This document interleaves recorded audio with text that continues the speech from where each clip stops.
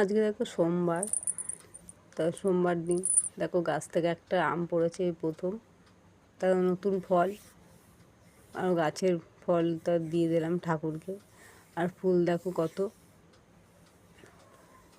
যা বাড়িতে যা ফুল থাকে প্রচুর ফুল ফোটে, তা ঠাকুর পুজো হয়ে যায় তাতে। দেখো শিব ঠাকুরকে ঘি মাখিয়ে দিলাম, ঘি মাখিয়ে চান করিয়ে তারপর অন্য ঠাকুরগুলো মুছবো।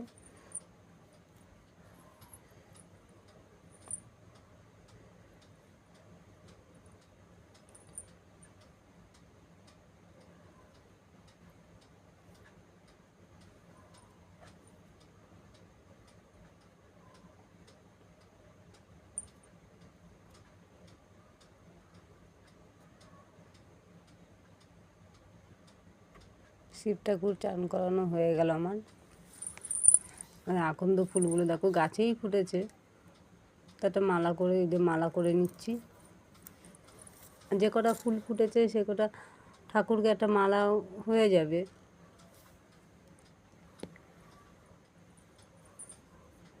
মালা করে দেখো গলায় দিয়ে দিলাম। দেখ কেমন হয়েছে মালাটা, পুরো ঠাকুরের গলায় বসে গেছে।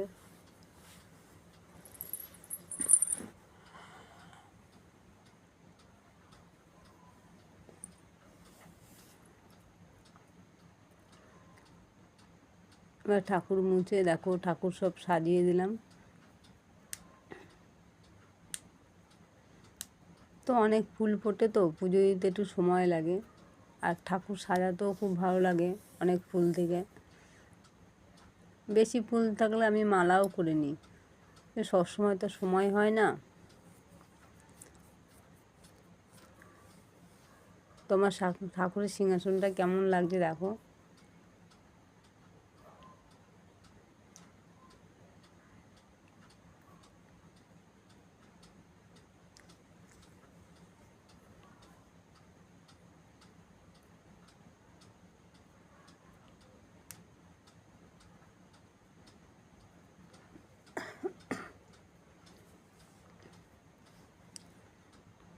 ঠাকুরকে খেতে দিয়ে এবার ধূপকাঠি প্রদীপ জ্বালিয়ে ঠাকুরকে দেখিয়ে আমার পুজো দেওয়া কমপ্লিট হয়ে যাবে।